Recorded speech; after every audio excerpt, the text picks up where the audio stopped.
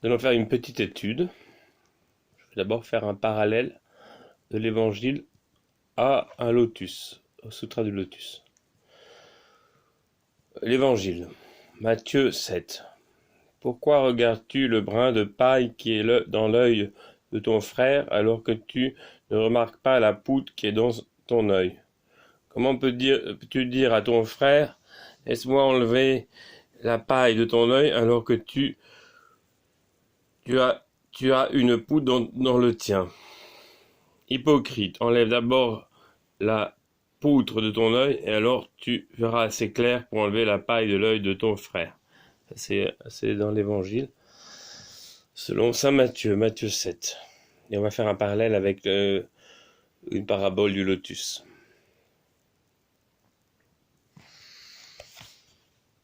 Cela dit, le respectable Mahakashyapa parle ainsi à Bhagavat.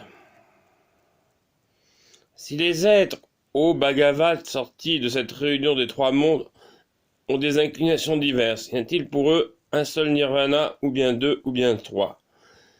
Bhagavat dit, le nirvana, ô Kashyapa, résulte de la compréhension de l'égalité de toutes les lois. Il n'y en a qu'un seul, et non pas deux, ni trois. C'est pourquoi, ô Kashyapa, je te propose une parabole, car les hommes pénétrants connaissent par la parabole le sens de ce que l'on dit, ce qu'on leur dit.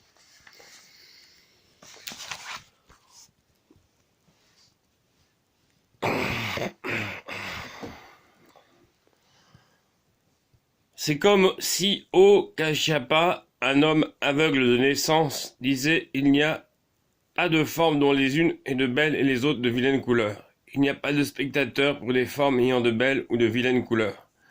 Il existe ni soleil ni lune. Il n'y a ni constellation ni étoile. Il n'y a pas de spectateur qui voit les étoiles, et que d'autres hommes vinssent à dire devant cet aveugle de naissance: il y a des formes dont les unes ont de belles, les autres de vilaines couleurs.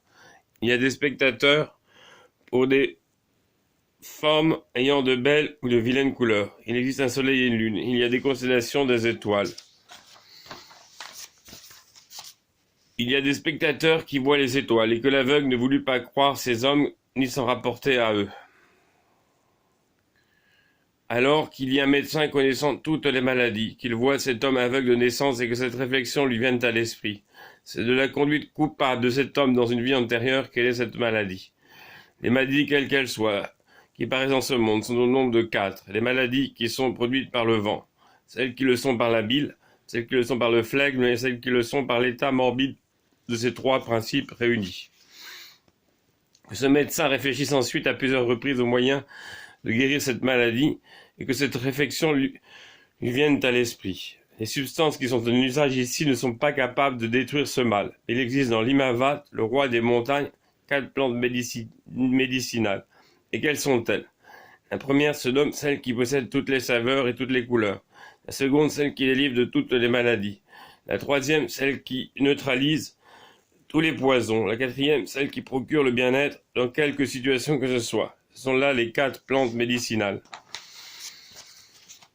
Ensuite, le médecin, se sentant touché de compassion pour l'aveugle de naissance, pense au moyen de se rendre dans l'Himavat, le roi des montagnes, et que, s'y étant rendu, il monte au sommet, qu'il descende dans les vallées, qu'il traverse la montagne en cherchant, et qu'après avoir cherché, il découvre ces 4 plantes médicinales et que les ayant découvertes, il les donne à l'aveugle pour qu'il les prenne.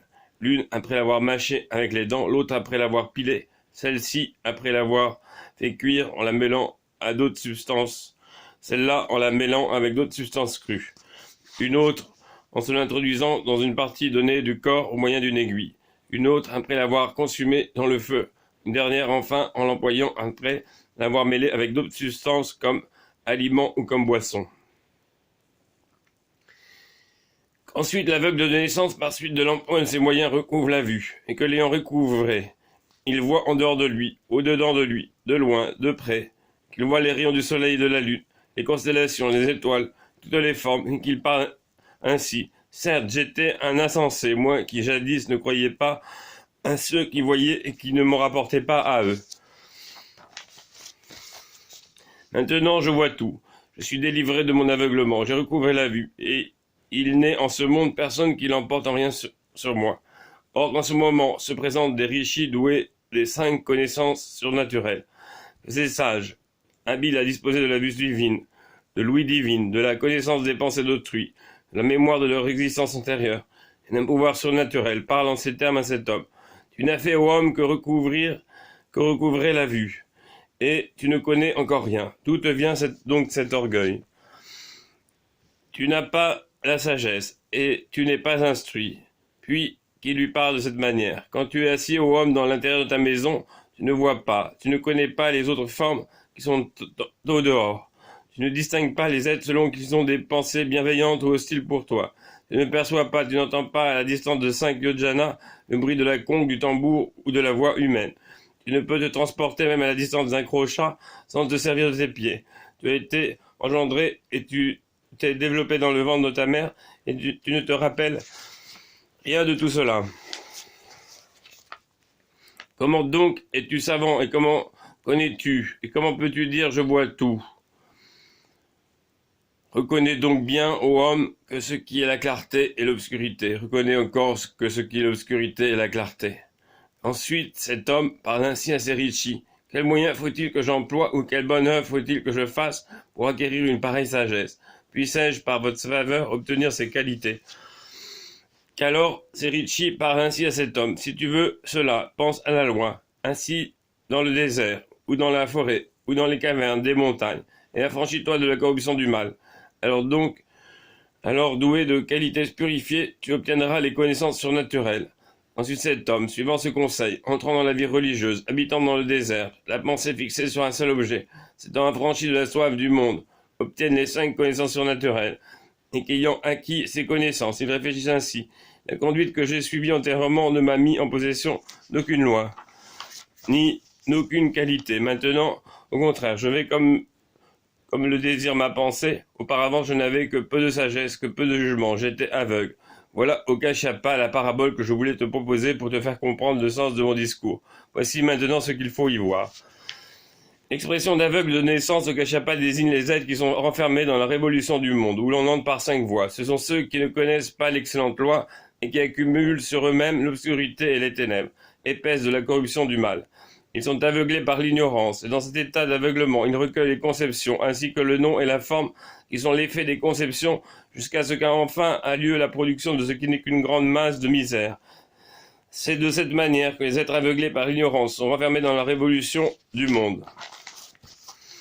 Mais le Tathagata, qui est placé en dehors de la réunion des 3 mondes, éprouvant pour eux de la compassion, ému de pitié comme un père l'épouse son fils, unique, qui lui est cher, après descendu dans la réunion des 3 mondes, contemple les êtres roulant dans le cercle de la transmigration, et les êtres ne connaissant pas le moyen véritable de sortir du monde. Alors Bhagavat les voit avec l'œil de la sagesse, et les ayant vus, il les connaît. Ces êtres, dit-il, après avoir accompli antérieurement le principe de la vertu, ont des haines faibles et des attachements vifs, des attachements faibles et des haines et des erreurs vives. Quelques-uns ont peu d'intelligence, d'autres sont sages. Ceux-ci sont parvenus à la maturité et sont purs. Ceux-là suivent de fausses doctrines. Ces êtres Bhagavat, grâce à l'habile emploi des moyens dont ils disposent, enseignent 3 véhicules. Alors les bodhisattvas semblables à ces rishis, qui étaient doués des 5 connaissances surnaturelles et d'une vue parfaitement claire, les bodhisattvas, dis-je, ayant conçu la pensée de l'objet de l'état de bodhi, ayant acquis une patience miraculeuse dans la loi, sont élevés à l'état suprême de Bouddha parfaitement accompli. Dans cette comparaison, le Tathagata doit être regardé comme le grand médecin. Tous les êtres doivent être regardés comme aveuglés par l'erreur, ainsi que l'aveugle de naissance. L'affection, la haine, l'erreur et les 62 fausses doctrines, ce sont le vent, la bile et le flegme. Les 4 plantes médicinales sont les 4 vérités suivantes. L'état de vide, l'absence d'une cause, l'absence d'un objet et l'entrée du nirvana, de même que selon les diverses substances qu'on emploie. On guérit diverses maladies, ainsi les êtres représentant l'état de vide, l'absence d'une cause, l'absence d'un objet et l'entrée de l'affranchissement arrêtent l'action de l'ignorance. De l'anéantissement de l'ignorance vient celui des conceptions, jusqu'à ce qu'enfin ait lieu l'anéantissement de ce qui n'est qu'une grande masse de mots. De cette manière, la pensée de l'homme n'est ni dans la vertu ni dans le péché. L'homme qui fait usage du véhicule des Kravakas ou des Pratyeka Bouddha doit être regardé comme l'aveugle qui recouvre la vue. Il brise les chaînes des misères de la transmigration, débarrassé des chaînes des misères. Il est délivré de la réunion des trois mondes où l'on entre par 5 voies. C'est pourquoi celui qui fait usage du véhicule des Kravakas sait ce qui suit, prononce les paroles qui suivent. Il n'y a plus désormais d'autres lois faites pour être connues par un Bouddha parfaitement accompli. J'atteins le nirvana, mais Bhagavat lui montre la loi. Comment dit-il celui qui n'a pas obtenu toutes les lois aurait-il atteint le nirvana? Bhagavat l'introduit alors dans l'état de bodhi. Ayant conçu la pensée de l'état de bodhi, le Kravaka n'est plus dans la révolution du monde, et il n'a pas encore atteint le nirvana. Se faisant une idée exacte de la réunion des trois mondes, il voit le monde vide dans les 10 points de l'espace. Semblable à une apparition magique, à une illusion, semblable à un songe, un mirage, à un écho. Il voit toutes les lois, celles de la cessation de la naissance comme celles qui sont contraires à l'anéantissement, celles de la délivrance comme celles qui sont contraires à l'affranchissement, celles qui n'appartiennent pas aux ténèbres et l'obscurité comme celles qui sont contraires à la clarté. Celui qui voit ainsi les lois profondes, celui-là voit à la manière de l'aveugle les pensées et les dispositions diverses de tous les êtres qui remplissent la réunion des trois mondes. Voilà, c'était cette parabole. Je vais juste dire deux petites stances. Et les vases ne sont distingués les uns des autres que par la substance qu'on y renferme. De même, quoiqu'il n'y ait pas de différence entre les êtres, les Tathagata, se fondant sur la diversité de leur inclination, célèbrent diverses espèces de véhicules, mais le véhicule du Bouddha est le seul réel. Quand on ignore ce qu'est la roue de la transmigration, on ne connaît pas le nirvana. Voilà, vive l'état de Bouddha, éloge à l'essence du Sutra du Lotus.